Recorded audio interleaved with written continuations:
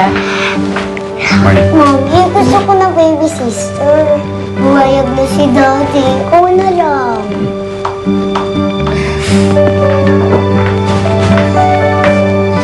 Ano naman sinasabi mo kay Cressida? Wala sinasabi. Siya nagtanong sa akin. Ikaw kasi kung ano tinuturo mo sa kanya. Tinanong sa akin, sabi niya, gusto ko na magka-baby sister. Hoy, hindi niya maiisip yung kundi mo sinabi. Hindi nga talaga, wala talaga akong sinasabi sa kanya. Hindi ba kayo nainip, ma? Ano nga? Kailan ba ako nagsinungaling? Ah, kailan? Baka gusto mo sabihin ko sa'yo kung kailan. Hindi na. Pero totoo, wala talaga. Di ba wala naman ako sinasabi sa'yo? Di ba sabi mo ako magtanong? Di ba? Yes, Daddy. You said yes already. Pero sabi mo, tanungin ko si Mami. Oh. Cressida, anak, sandali lang ha.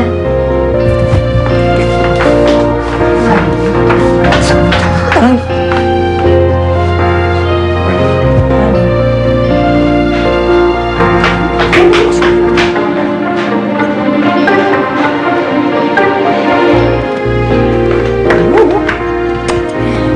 Ano ba?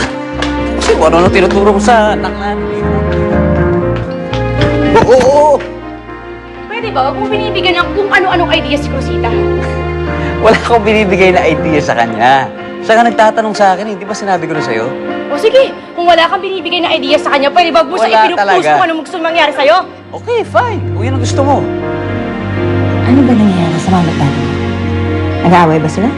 No. Gusto ko lang ng Okay na tayo. Okay na tayo. Okay na tayo. Okay na tayo. Okay na tayo. Salamat naman. Ay, oo!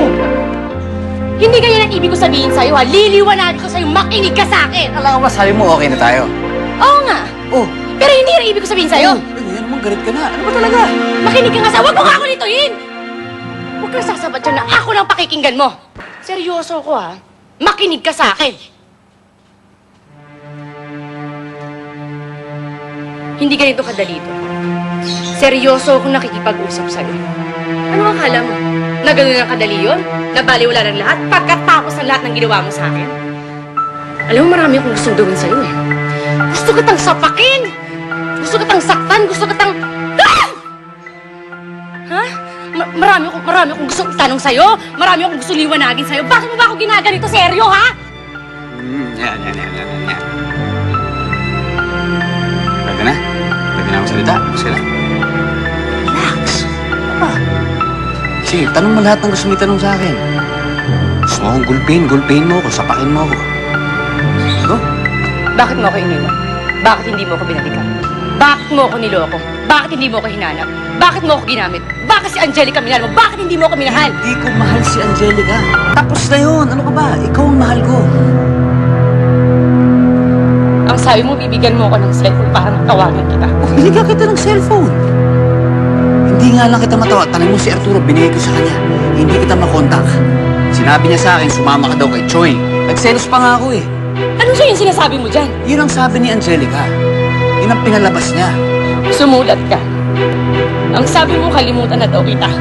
Ang sabi mo sa sulat, mahal mo si Angelica. Hindi mo totoo yan. mahal. Hindi totoo yan. Wala akong sinasabing ganyan. At kaya kailan hindi ko sasabihin sa'yo yan. Hindi totoo yan! Totoo yan. Pinadalan pa kita ng passport. Pinadalan pa kita ng ticket para makasunod ka sa Macau. Pero hinarang ni Angelica yan. Mali! Alam na hinarang ni Angelica.